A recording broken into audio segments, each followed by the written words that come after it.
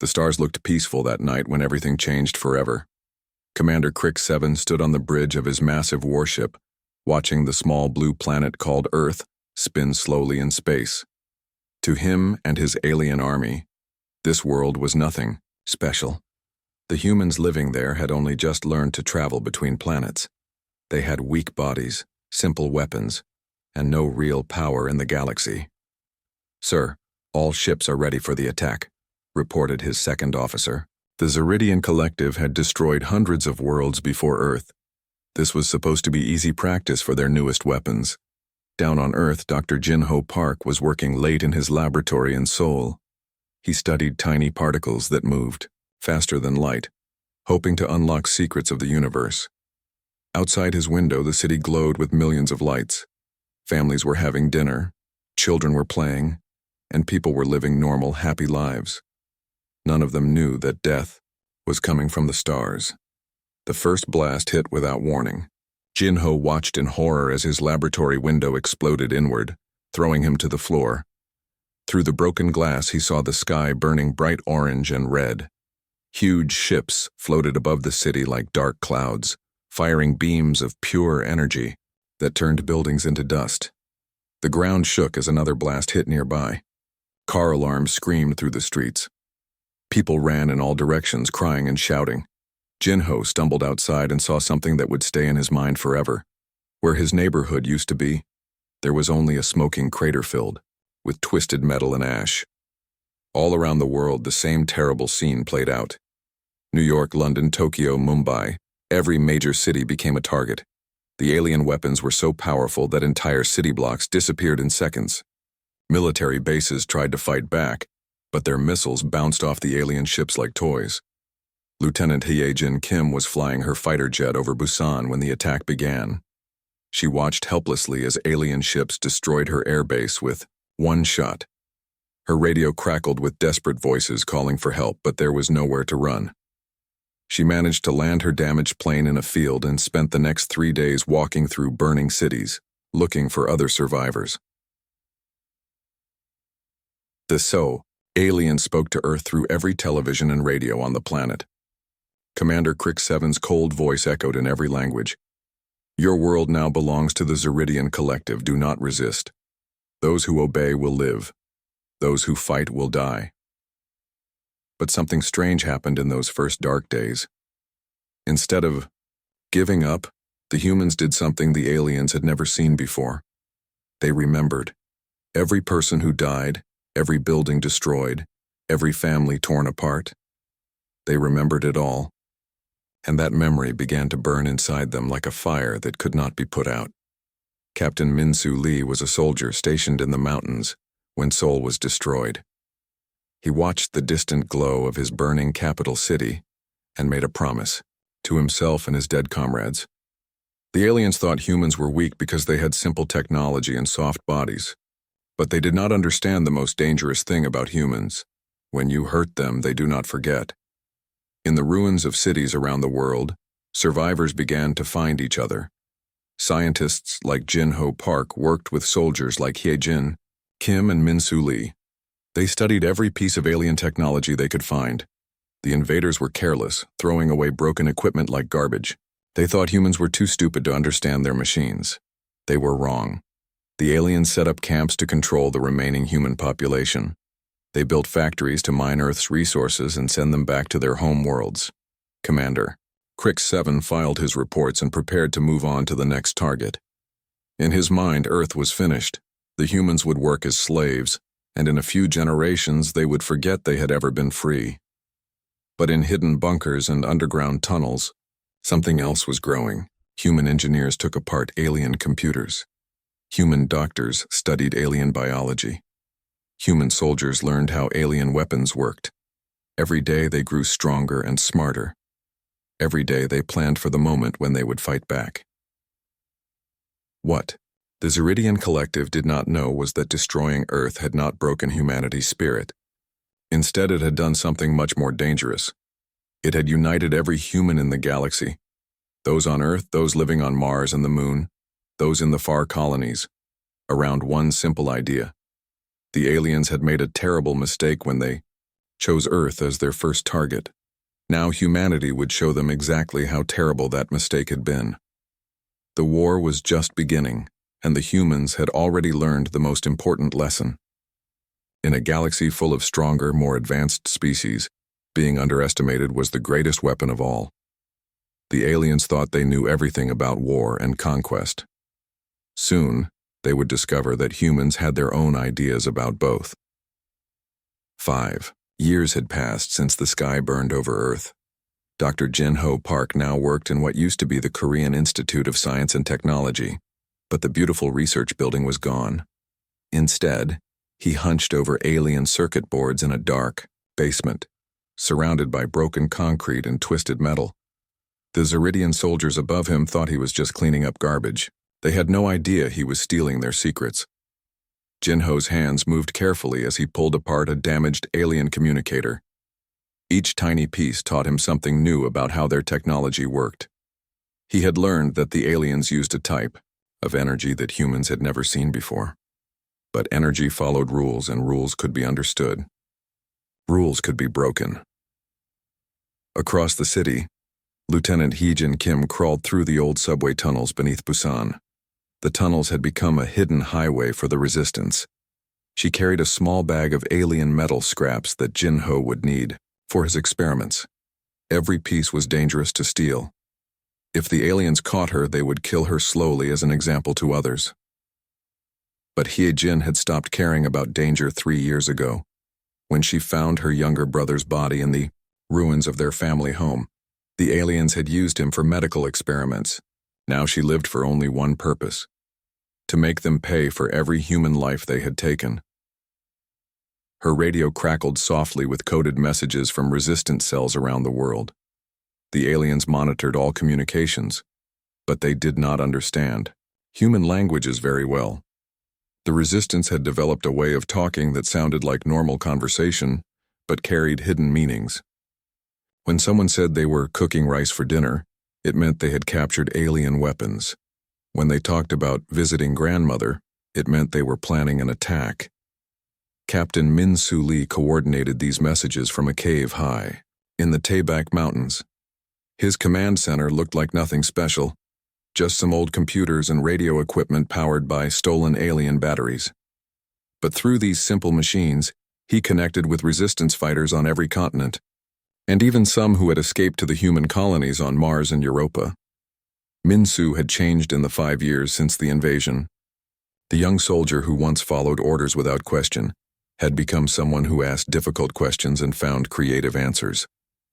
He studied the aliens like a scientist, learning their habits, their weaknesses, and their fears.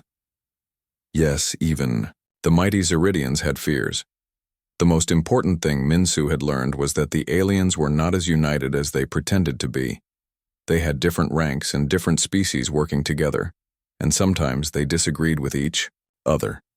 Human spies had heard alien officers arguing about strategy and resources.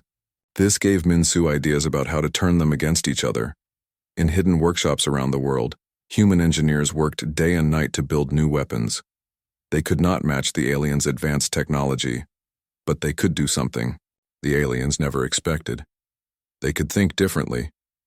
Where the aliens built massive, powerful weapons, humans built small, clever ones. Where the aliens relied on brute force, humans used speed and surprise. Young Seung-ho Park, Jin-Ho's younger brother, had escaped to Mars during the first days of the invasion. Now he worked with other human colonists to build ships that could travel between planets without being detected. The aliens controlled most of the space around Earth, but they paid little attention to the outer colonies. They thought the scattered human settlements were too weak and far apart to cause trouble. This was another mistake that would cost them dearly. Seung-ho had taken his brother's research about faster-than-light particles and turned it into something practical. He built engines that could make ships appear and disappear like ghosts. The alien sensors could not track these new human vessels, which meant supplies and messages could move freely between Earth and the colonies. Every few months, small groups of humans would attempt to escape Earth and join the growing fleet in the outer system. Most were caught and killed, but some made it Each person who reached the colonies brought valuable information about alien positions and weaknesses on Earth. The Resistance also learned by watching how the aliens treated other conquered species. Earth was not the first world they had destroyed. There were dozens of other enslaved races working in alien factories and mines. But none of these other species had organized the way humans did. Most had given up hope after the first year of occupation. Humans were different. They remembered not just their own losses, but the suffering of every species the aliens had conquered. They made contact with other slaves and began to share information and resources. Slowly, carefully, they built a network that stretched across multiple star systems. Dr. Jinho Park looked up from his work as footsteps echoed in the tunnel above. Alien soldiers were doing their daily patrol. He quickly hid his tools and pretended to be sorting through rubble. As the footsteps faded away, he returned to his delicate work of learning the enemy's secrets. In 5 years, humanity had transformed from scattered survivors into something the galaxy had never seen before. They had become a species that treated war as both science and art, approaching each battle with the careful planning of engineers and the fierce determination of those who had lost everything. The aliens still thought they were dealing with primitive creatures who would eventually accept their fate. Soon, very soon, they would learn how wrong they were. Admiral Vorth Prime stared at the empty space where his patrol ships should have been. For 3 months, collective vessels had been vanishing in the outer regions of human space. First one ship, then 3, then entire squadrons. They would send normal reports one day and then simply disappear the next, leaving behind no wreckage, no distress signals, and no explanations. The Admiral's scaled fingers drummed against his command chair as he studied the reports. 27 ships, lost in the past month alone. His officers suggested equipment failures or navigation errors, but Vorth Prime had commanded fleets for 40 years. He knew the difference between accidents and enemy action. The question was impossible to answer. What enemy could make collective warships vanish without a trace? Light years away, Captain So-Young Choi floated in zero gravity inside the cargo hold of her ship, the UEDF Remembrance. She watched through the transparent aluminum walls as her crew loaded the last of the captured alien equipment into their hidden storage bays. Around her, 23 other human vessels hung in the darkness like sleeping predators, their hulls painted black to blend with the void between stars. So-Young had been a cargo ship pilot before the invasion, moving supplies between Earth and the Mars colonies. Now she commanded humanity's first true warship, a vessel built from stolen alien technology and powered by human determination. The Remembrance looked nothing like the sleek collective ships. It was angular and rough, covered with armor plates welded over the hull like metal scars. But it could do something no alien ship could do. It could become completely invisible to their sensors. Engineer Seung-Ho Park floated beside her, checking the readings on his quantum drive system. The device hummed with barely contained energy, bending space around the ship in ways that made it impossible to detect. Years of studying his brother's research had paid off. Human ships could now appear anywhere in the galaxy, strike hard and vanish before the enemy knew what had hit them. "All ships report ready," announced Commander Ji Woo-han from the bridge. The former video game designer had learned that real warfare was much like the strategy games he used to create. It was all about thinking 3 moves ahead of your opponent. Target acquired. CNV Domination's Edge, heavy cruiser class, minimal escort. So-Young pushed off the wall and floated toward the bridge. Through the main view screen, she could see their target, a massive collective warship that looked like a metal spear pointed at the stars. It was 10 times larger than the Remembrance and carried enough firepower to destroy a small moon. Under normal circumstances, attacking such a vessel would be suicide. But these were not normal circumstances. The human fleet had spent months studying collective ship designs, learning their blind spots and weaknesses. They knew exactly where to hit and how to hurt them. "Open a channel to all human vessels," So-Young ordered as she strapped herself into the captain's chair. Around her, the bridge crew prepared for battle with quiet efficiency. These men and women had all lost family and friends in the invasion. Today they would begin to balance the scales. The tactical display showed the human ships spreading out in a perfect attack formation. Each captain knew exactly what to do and when to do it. They had practiced this maneuver hundreds of times, in simulations, but this would be their first real test against a collective warship. "Channel open," reported the communications officer. So Young looked directly into the camera, knowing her words would be recorded and transmitted across the galaxy. Her voice was calm and steady, carrying the weight of 5 billion dead. "This is Captain Choi of the United Earth Defense Force. You came to our home uninvited. You burned our cities and murdered our families. We want you to understand something before this begins. We remember every name, every face, every crime. And today, we start collecting the debt." The alien ship tried to respond, but the human vessels were already moving. They struck from 6 different directions at once, their weapons targeting the cruiser's shield generators and engine systems. The collective crew had trained to fight other alien species who followed predictable patterns of warfare. They had never faced an enemy that attacked like a pack of wolves. Within minutes, the mighty Domination's Edge was crippled and defenseless. Its escorts tried to fight back, but they found themselves facing an enemy that was everywhere and nowhere at once. Human ships would appear from empty space, fire their weapons, and vanish again before return fire could reach them. Commander Ji Woo-han coordinated the attack from his tactical station, his fingers dancing over the controls like a pianist, performing a deadly symphony. Each human ship moved according to his carefully planned choreography, striking exactly when and where they would do the most damage. The battle lasted exactly 18 minutes. When it ended, 14 collective warships had been reduced to glowing debris scattered across space. The human fleet regrouped in the shadow of a nearby asteroid, their hulls scorched but their spirits soaring with victory. As the ships prepared to jump back into hyperspace, So Young ordered one final transmission broadcast on all collective frequencies. The message was simple, but it would echo across the galaxy and strike fear into the hearts of Earth's conquerors. "We are coming." For the first time since the invasion began, humanity had shown its true face to the galaxy, and that face was terrible to behold. The war changed everything. What started as small raids by ghost ships had grown into something the galaxy had never seen before. Human fleets appeared in star systems across collective space, striking military bases, supply convoys, and command centers with precision that left alien commanders speechless. They were no longer fighting scattered survivors. They were facing an organized military force that seemed to learn and adapt with every battle. Admiral Yan Su Kang stood on the bridge of the UEDF Vengeance, watching her fleet prepare for the largest battle in human history. She had been a merchant ship captain before the invasion, carrying cargo between the outer colonies. Now she commanded 200 human warships, each one built from captured alien technology and crewed by people who had lost everything to the collective. The enemy fleet waiting for them at Rigel 7 was massive, over 600 ships arranged in perfect battle formation. Their flagship was the CNV Eternal Dominion, a super dreadnought the size of a small city. Its weapons could crack planets in half, and its shields could stop anything humans had ever built.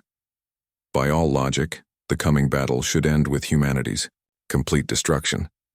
But Admiral Kang had learned something important in the past 2 years of warfare. Logic was just another weapon, and weapons could be turned against those who relied on them too much. "All ships report ready," announced Colonel Tae-Young Im from the Fighter Operations Center. The former Air Force pilot now commanded 3,000 small attack craft that buzzed around the larger ships like angry insects. Each fighter was barely big enough for one person, but together they could overwhelm enemy defenses through sheer numbers and unpredictable movement patterns. Dr. Yoon-ji Lee worked frantically at her intelligence station, analyzing the enemy formation for weaknesses. She had spent years studying how collective commanders thought and planned their battles. They were excellent tacticians, but they followed patterns that humans had learned to predict. More importantly, they had never faced an enemy that was willing to sacrifice individual ships for the greater good. The battle began when the collective fleet opened fire at maximum range. Streams of energy weapons lit up space like deadly fireworks, each blast powerful enough to vaporize a human ship.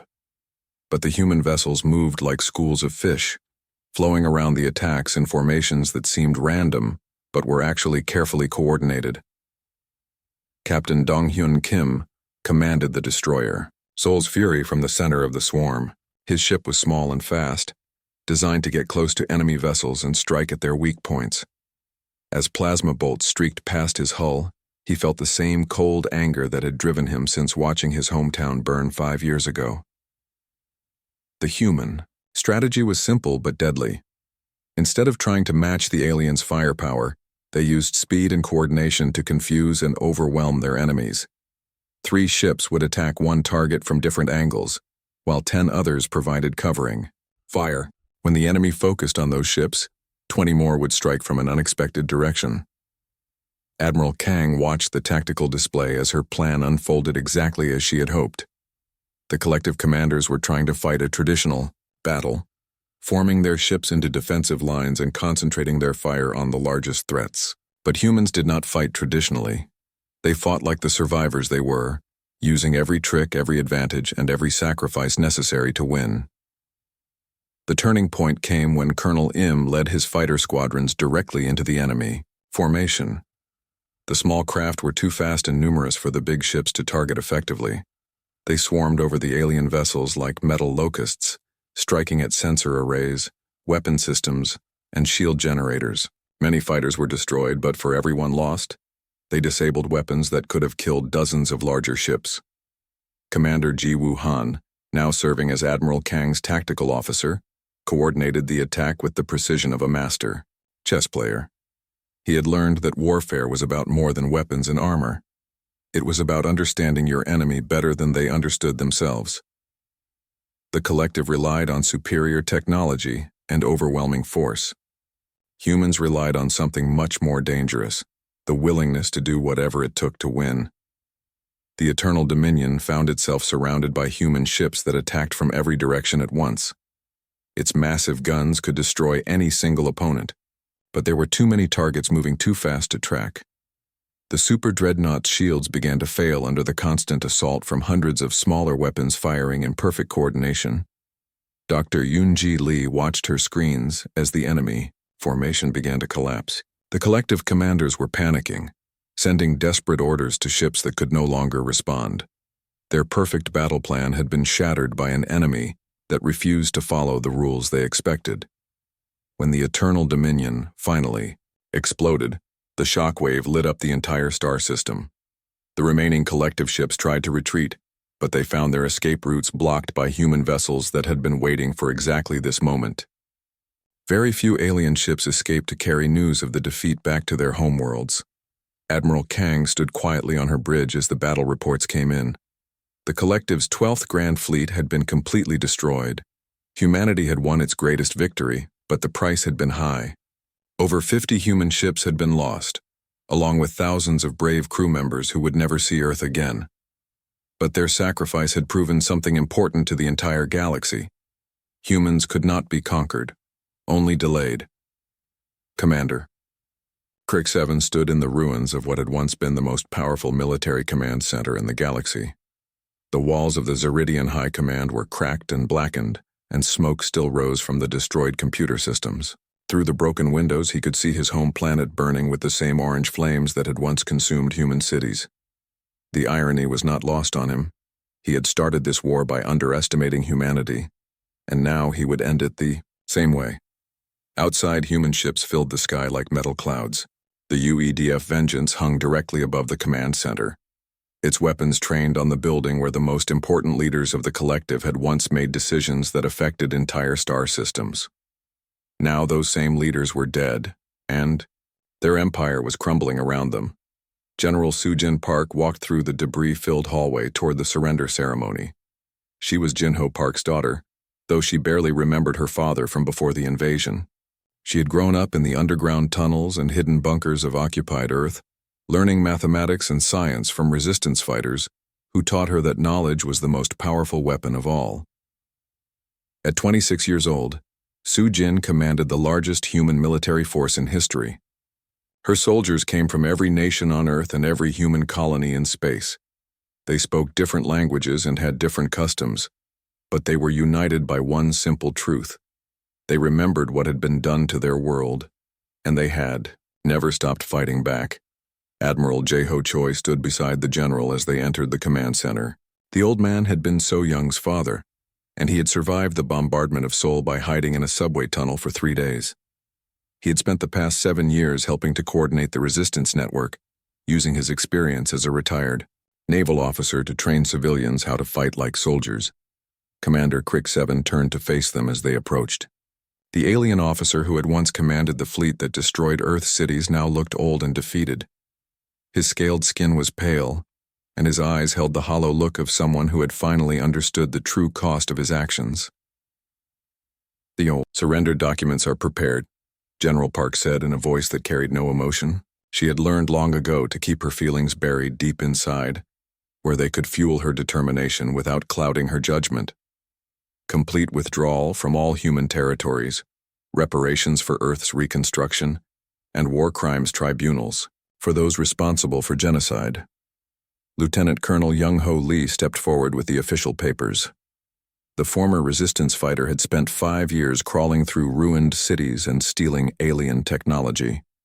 Now he served as Earth's chief military strategist, the man who had helped plan the campaign that brought the mighty collective to its knees. Crick 7 looked at the documents without touching them. "Why?" he asked quietly. "Your species was nothing special. You had primitive technology, weak bodies, no psychic abilities. By every measure we use to judge military potential, you should have been extinct within a year. How did you do this?" General Park studied the alien commander for a long moment before answering. Around them, the ruins of the collective's greatest stronghold stood as proof of humanity's victory. "You're right," she said finally. "We were primitive. We were weak. We had no special powers that made us different from any other species you had conquered." She gestured toward the holographic display that showed human fleets throughout the galaxy, each one flying the flag of a rebuilt Earth. "But we had something you didn't understand. We remembered. Every face, every name, every world you burned, and we decided that forgetting wasn't an option." The ceremony was brief and formal. Crick 7 signed the surrender documents with shaking hands, officially ending a war that had lasted 7 years and cost millions of lives on both sides. The Zeridian Collective, which had once controlled hundreds of star systems, would now retreat to a handful of worlds and spend generations paying for the damage they had caused. As the alien officers filed out under guard, Admiral Choi remained behind with General Park. The two of them stood in silence, looking out at the burning city below. "Do you think it was worth it?" the old man asked quietly. Sujin considered the question carefully. 7 years of war had transformed humanity from a broken species clinging to survival into the newest major power in the galaxy. Human ships now patrolled trade routes that had once belonged to the collective. Human colonies were expanding into star systems that had been abandoned by their former owners. The species that had once been dismissed as primitive and weak now commanded respect throughout known space. But the cost had been enormous. Billions of humans had died in the invasion and the long war that followed. Entire cities had been reduced to radioactive craters. Children had grown up never knowing peace, learning to fight before they learned to read. "Ask me in 50 years, she said finally. "When the children who are being born today grow up on a free Earth, in a galaxy where no one will ever again make the mistake of underestimating humanity." As the human fleet prepared to return home, a new truth settled across the galaxy. Gakt. Universe was indeed a dangerous place, full of species that would destroy others for profit or conquest. But now it contained something even more dangerous, a species that never forgot, never forgave, and never stopped fighting back. The war was over, but humanity's real journey was just beginning.